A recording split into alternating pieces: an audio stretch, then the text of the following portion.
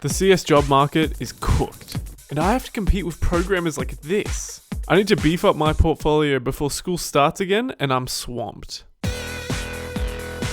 Good morning, this is day 3, and today I'm going to be making cockatoo clicker.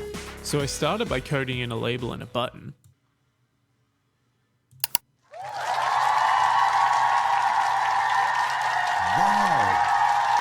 Okay, but seriously, I can't just have a button. If Cookie Clicker can have a cookie, I can have a cockatoo. So I went about drawing my own cock at 2. So I sent my girlfriend a photo and Anyway, then I gave him a chastity cage to try and stop people touching him. But apparently that was still too tempting. So then I just decided to make white and yellow stuff come out whenever you touch him. To make it work, upon click, I have each bird generated at a random spot on the cage and rotated at a random direction. Then, I just get it to move in that direction for 3 seconds until it's deleted. Finally, I added upgrades and sound effects. And I would show you how it works, but it's, yeah, fuck that. I only got 1 more second left.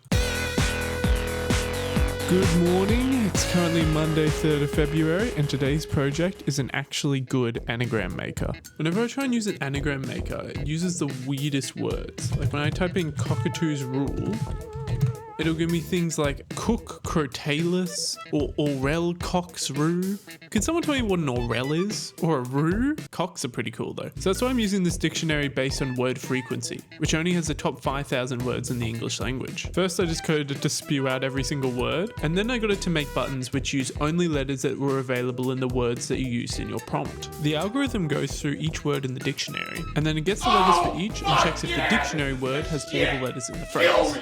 And then when you press a word, it updates the bank of letters. There were some bugs, but it mainly worked. And this is how it ended up looking. I was pretty happy with it, to be honest. It can be a bit difficult to use up all the letters, but if you can do it, works well.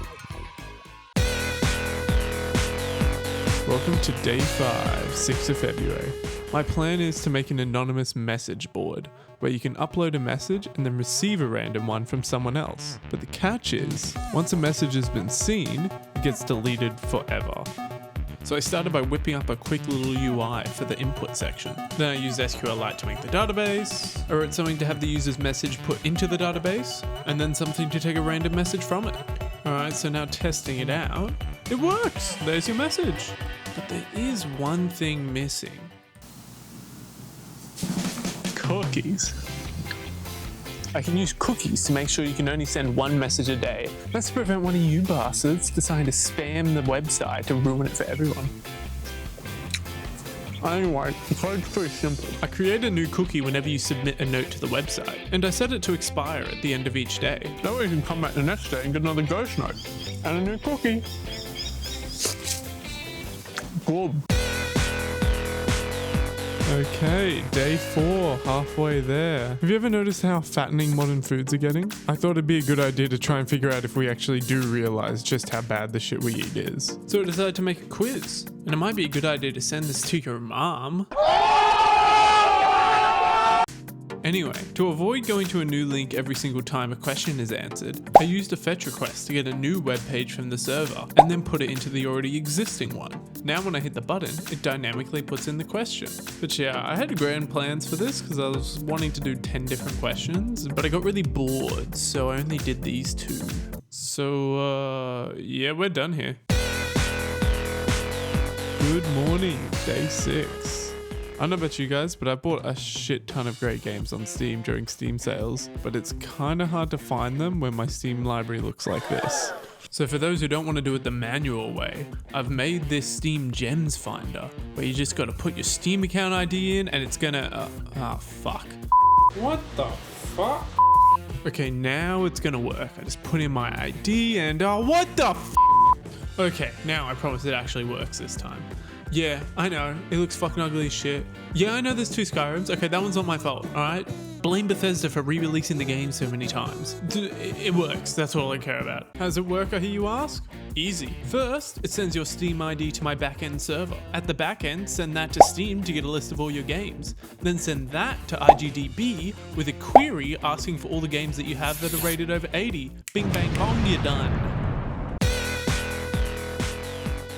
Good morning. Okay, you know what? You've seen enough good shit. Time for you to watch this fucking garbage ass first project I did. It's going to display how many things, like Lego bricks or cockatoos, have been made or destroyed since you opened the page. Yeah, great idea, mate. How innovative. How much things are increasing per second. For the Switch, I got the amount of units that have been sold, when it was released, then I divided the units sold by, yeah, show them a calculator. That makes for some great fucking content, mate.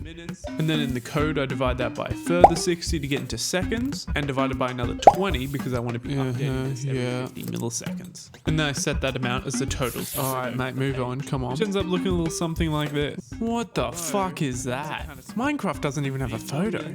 Comes big statements. Oh god. So I did this statement in shitty fucking CSS design. Thank fuck that's over. Okay, let's move on.